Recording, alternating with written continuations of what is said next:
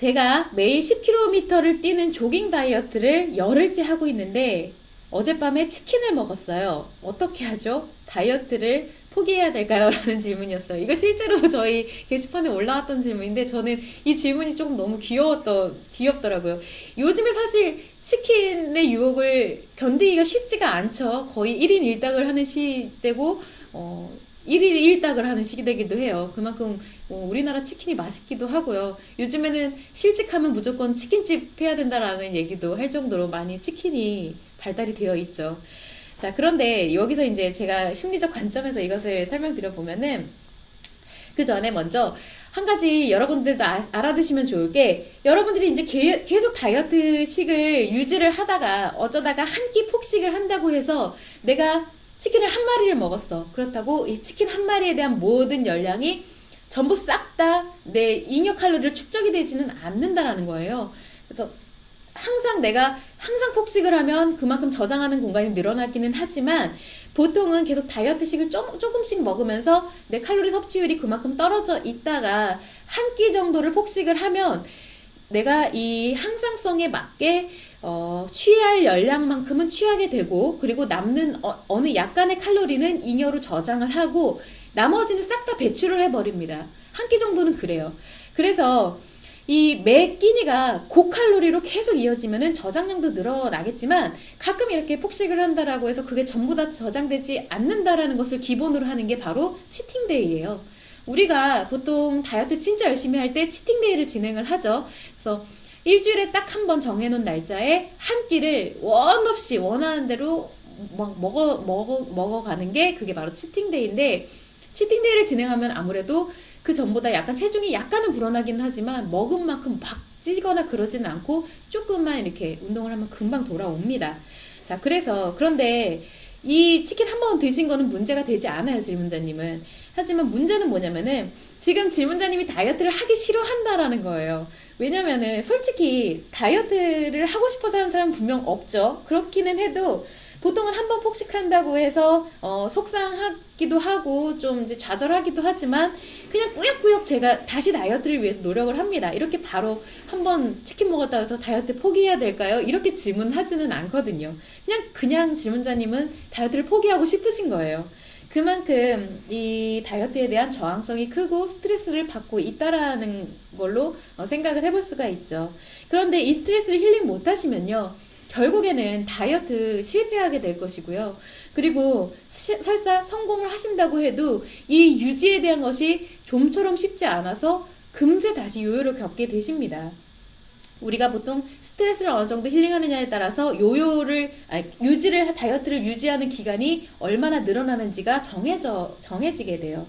또한 이것이 스트레스가 계속 누적이 되다 보면은 그것이 상처로 전환이 되면서 심리적으로 많이 지치게 되기 때문에 유지하는 것은 필연적으로 많이 힘들어질 수밖에 없어요. 그래서 저희가 이번에 회원분 중에 한 분이 이렇게 얘기를 하신 적이 있는데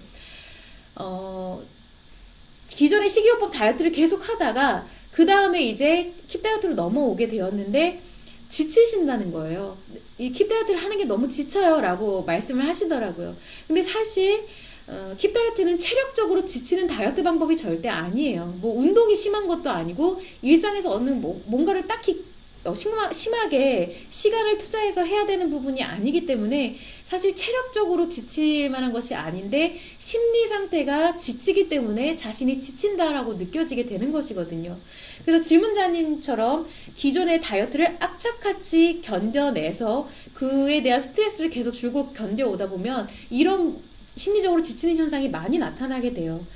이미 이 스트레스가 부정감정으로 전환이 됐기 때문에 내가 인식하는 거 그리고 기억하는 거 표현하는 이 모든 세 가지가 전부 다 약간 부정적으로 작용을 할 수밖에 없게 그렇게 영향을 주기 때문인 거예요. 그래서 이 요요가 오게 되면은 그것을 다시 빼기도 쉽지 않게 되죠. 그런데 만약에 이런 상황에서 심리 문제를 먼저 회복한다라고 하게 되면요. 그러면 스트레스가 발생하는 것마다 족족 힐링을 할 수 있는 습관이 만들어지게 되고, 그리고 이 부정 감정 또한 다 전부 힐링이 될 수 있게 된다라고 하면은 내가 긍정 감정과 긍정 기분을 계속 유지를 할 수가 있게 되겠죠. 그러면 좀 더 건설적인 노력을 하는 것에 대해서 지치지 않게 된다라는 거예요.